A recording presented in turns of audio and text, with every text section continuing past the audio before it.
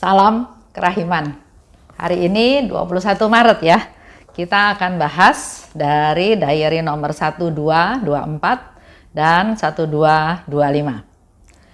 Hari ke-7. Dalam nama Bapa dan Putra dan Roh Kudus. Amin.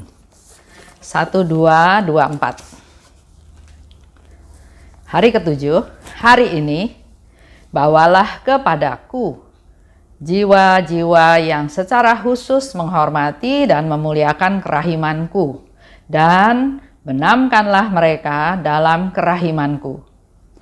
Jiwa-jiwa ini paling menderita karena menyaksikan sengsaraku, dan mereka masuk paling dalam ke dalam rohku. Mereka adalah gambar yang hidup dari hatiku yang maha rahim. Dalam kehidupan yang akan datang, jiwa-jiwa ini akan bersinar dengan kecemerlangan istimewa. Tidak seorang pun dari mereka akan terjerumus ke dalam api neraka. Secara istimewa, aku akan membela setiap orang dari mereka pada saat kematiannya. 1225. Yesus yang Maha Rahim, hatimu adalah sang kasih itu sendiri. Terimalah ke dalam kediaman hatimu yang Maha Rahim, jiwa orang-orang yang secara istimewa mengagungkan kerahimanmu dan menghormati keagungannya. Karena kekuatan Allah sendiri, jiwa-jiwa ini sungguh perkasa. Di tengah segala penindasan dan penderitaan, mereka melangkah maju penuh kepercayaan akan kerahimanmu. Jiwa-jiwa ini bersatu dengan dikau dan memikul seluruh umat manusia pada bahu mereka. Jiwa-jiwa ini tidak akan dihakimi dengan kejam, tetapi pada saat ajalnya mereka akan direngkuh oleh kerahimanmu. Jiwa yang memuji kebaikan Tuhan dikasihi olehnya secara istimewa. Ia selalu dekat dengan mata air yang hidup dan menimba rahmat dari kerahiman ilahi. Bapa yang kekal, arahkanlah tatapan matamu yang maha rahim kepada jiwa-jiwa yang memuliakan dan menghormati sifatmu yang paling tinggi, yakni kerahimanmu yang tiada tara dan yang dihimpun dalam hati Yesus yang Maha Rahim. Jiwa-jiwa ini adalah Injil yang hidup. Tangan mereka penuh dengan karya kerahiman, dan roh mereka yang meluap-luap dengan sukacita melambungkan kidung kerahiman kepadamu, oh yang Maha Tinggi.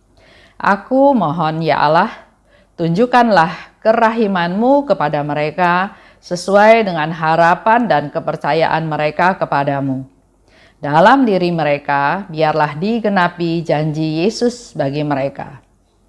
Jiwa-jiwa yang menghormati kerahimanku yang tiada tara akan kubela sebagai kemuliaanku sendiri sepanjang hayat mereka, khususnya pada saat kematian mereka.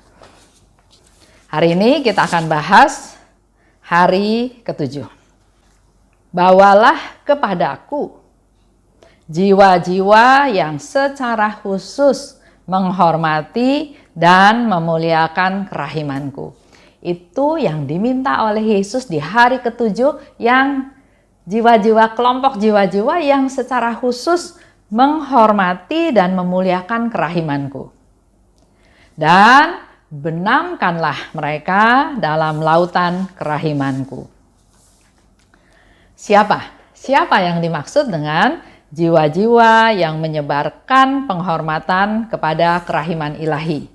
Kita bisa lihat di 1075 ya, di sana dikatakan jiwa-jiwa yang secara khusus menghormati dan memuliakan kerahiman Tuhan adalah jiwa-jiwa yang menyebarkan penghormatan kepada kerahiman ilahi. Adalah kita semua. Kita yang berdevosi kepada kerahiman ilahi, dan salah satu tugasnya adalah memang menyebarluaskan devosi kepada kerahiman ilahi ini ya, kepada semakin banyak orang. Dikatakan oleh Yesus, jiwa ini paling menderita.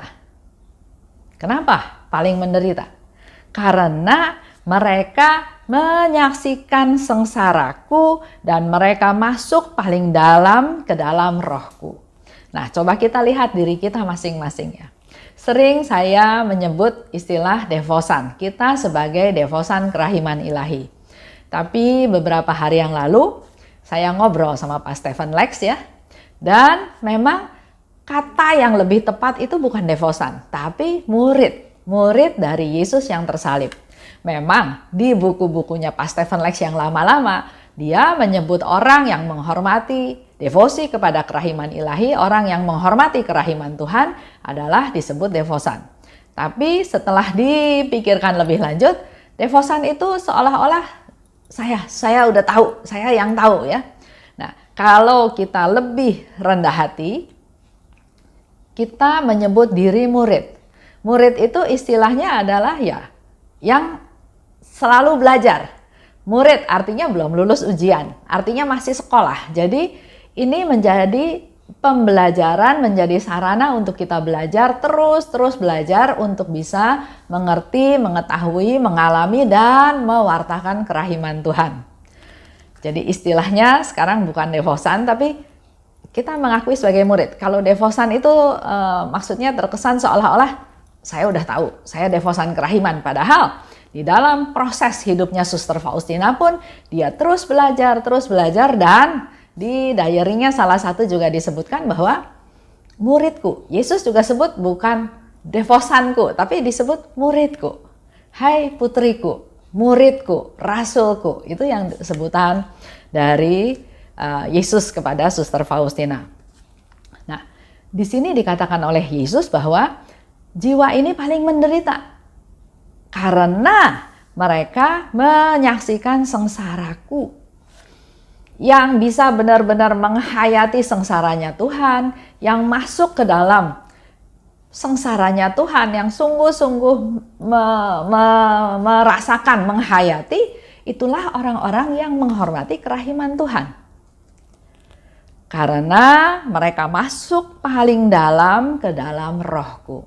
Nah, ini menjadi satu evaluasi ya buat diri kita semua yang ngaku sebagai muridnya Yesus yang tersalib, yang mengaku sebagai murid-murid devosi kepada kerahiman ilahi. Apakah kita sudah mendalami, menghayati, merenungkan sengsaranya Yesus dan masuk paling dalam ke dalam lubuk hatinya Tuhan? Kalau belum, berarti kita belum masuk dalam kelompok ini. Ya, karena di sini dikatakan oleh Yesus, kelompok ini adalah orang-orang yang paling menderita.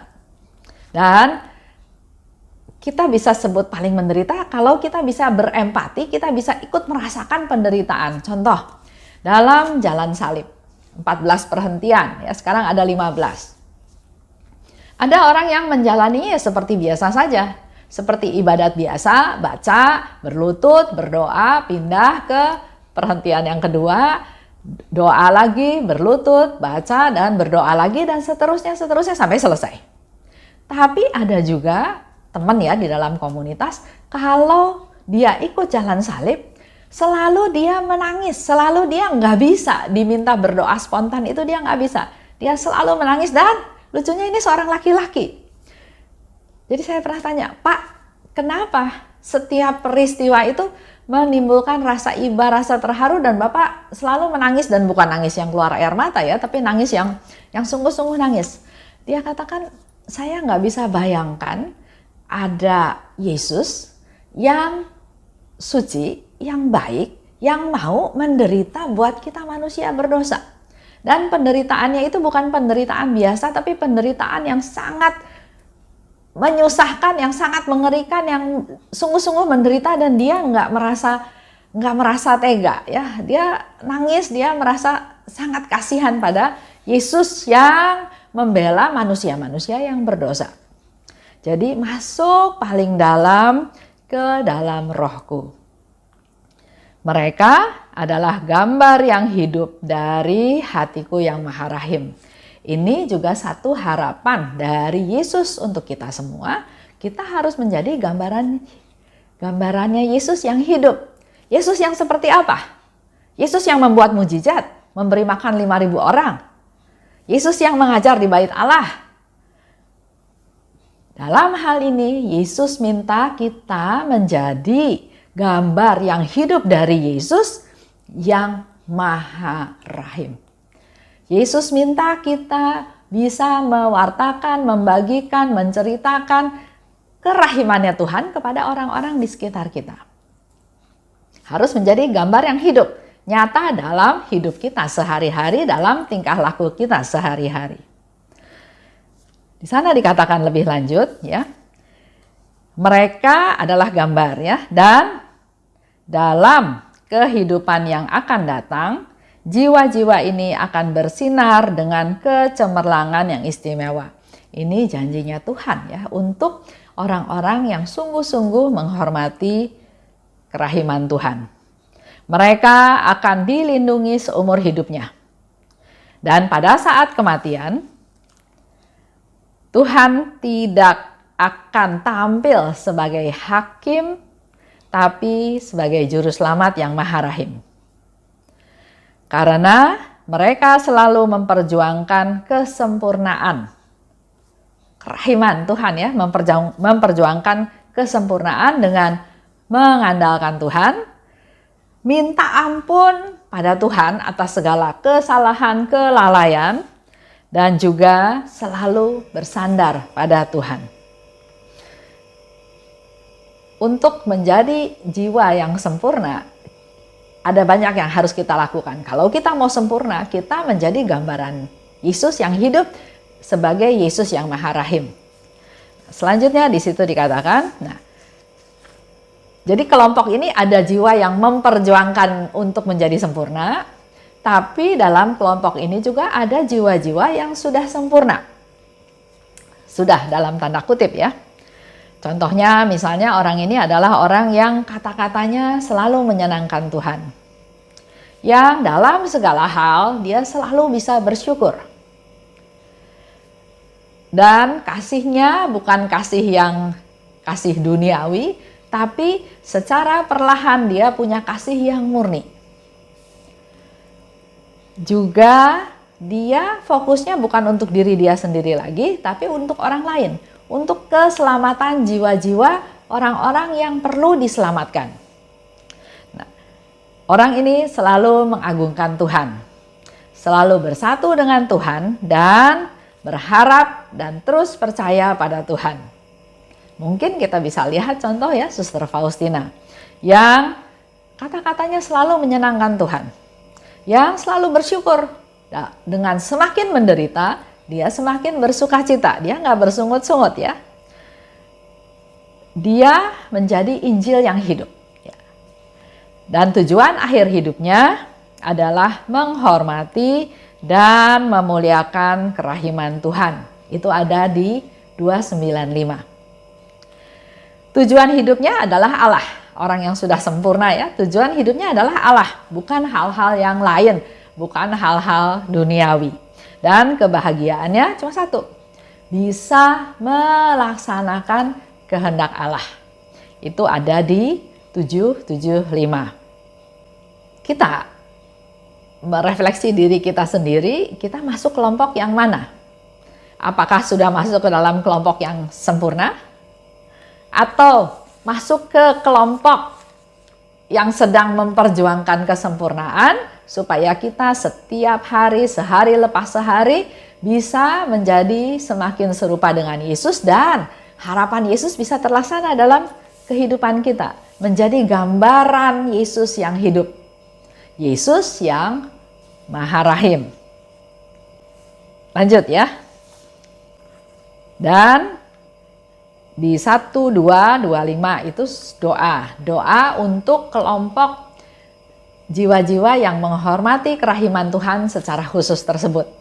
Nah, tapi sebelum itu, mari kita sama-sama merenung, mengevaluasi diri. Kita perlu berdoa buat mereka. Kita perlu berdoa buat mereka. Kita mulai melihat siapa-siapa yang perlu didoakan supaya mereka yang belum, sebagai jiwa yang belum sempurna, menjadi semakin hari semakin menjadi mendekati sempurna, dan supaya jiwa-jiwa yang sempurna ini juga tetap di jalannya sampai akhirnya dia ketemu Tuhan. Nah, Selain kita berdoa buat mereka, kita juga berdoa buat diri kita sendiri.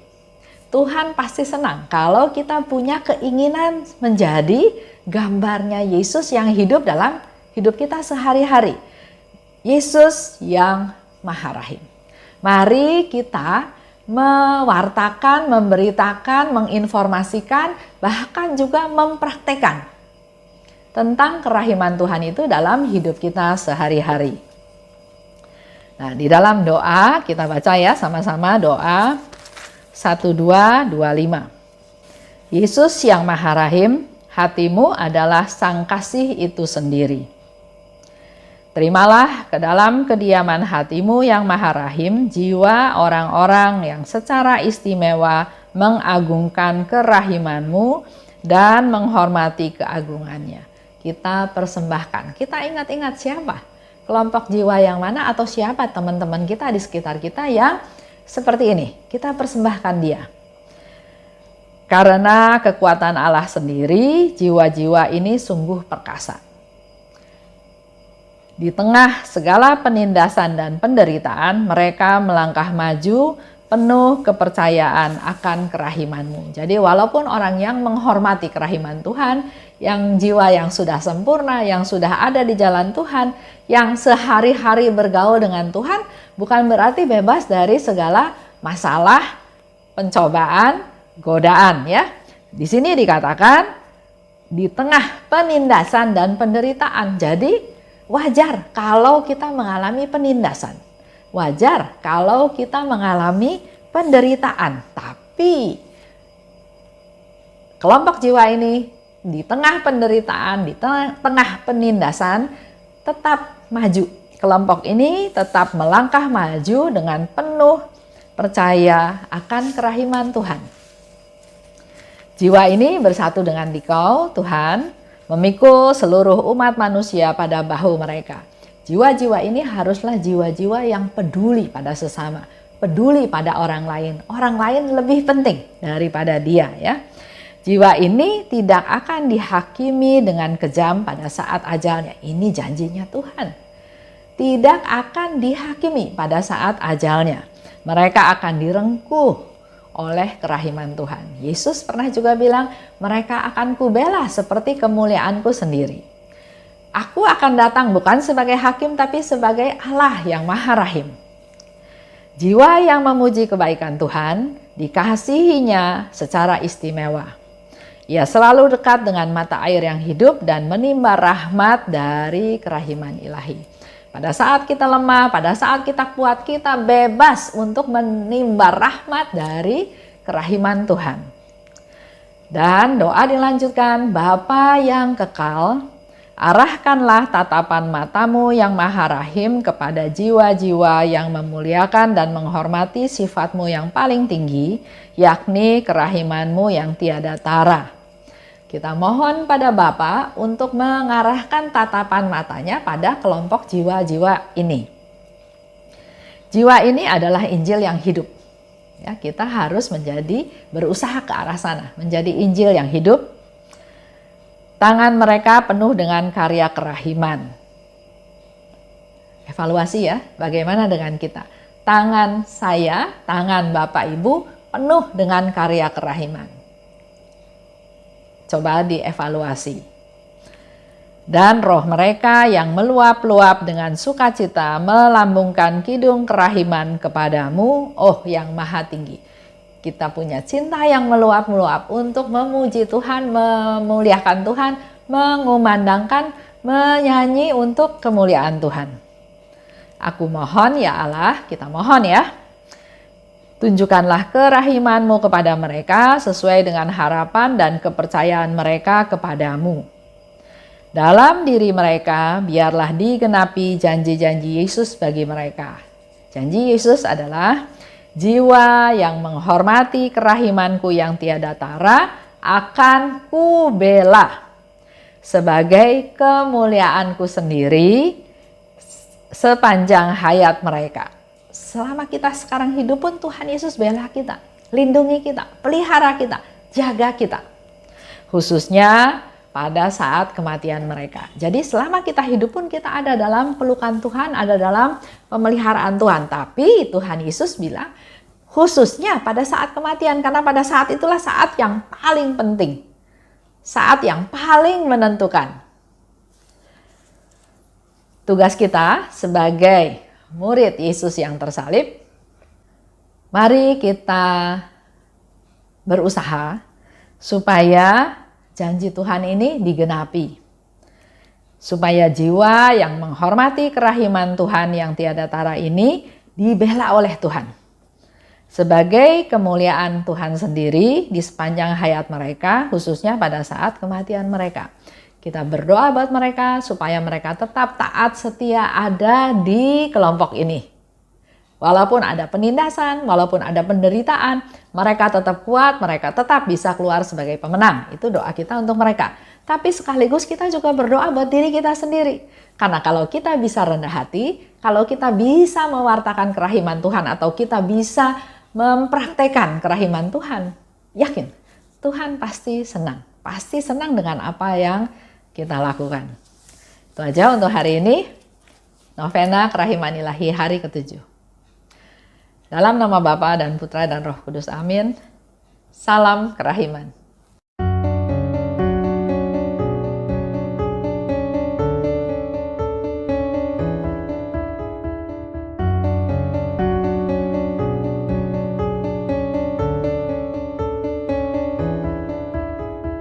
Mengapa engkau membiarkan banyak dosa dan kejahatan? Mengapa engkau tidak menghukumnya? Ternyata engkau masih memberi kesempatan. Dia memperpanjang masa kerahiman. Celakalah mereka yang tak menyadari. Tulis dan wartakan kerahimannya. Mohon rahmat bagi mereka yang berdosa. Ya Yesus, terima kasih atas semua kesempatan yang Engkau beri. Ya Yesus, ampunilah atas semua dosa yang terjadi.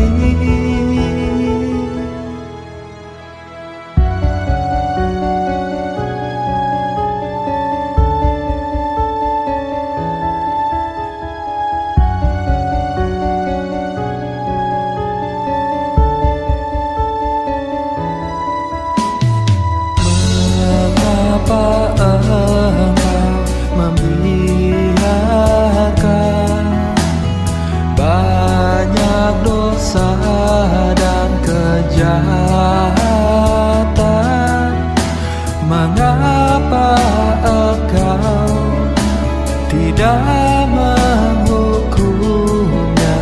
Ternyata engkau masih memberi kesempatan. Dia memperpanjang masa kerahiman. Celakalah mereka yang tak menyadari.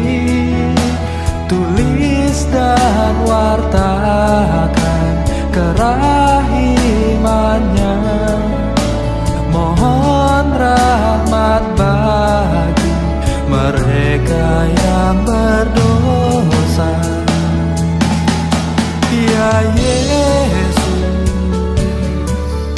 terima kasih atas semua kesempatan yang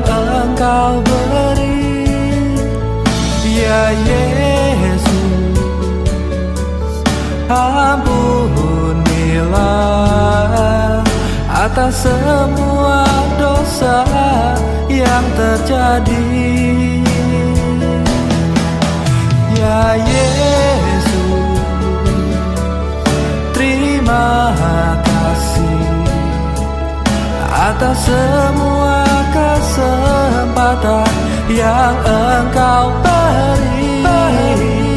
Ya Yesus, ampunilah atas semua dosa yang terjadi.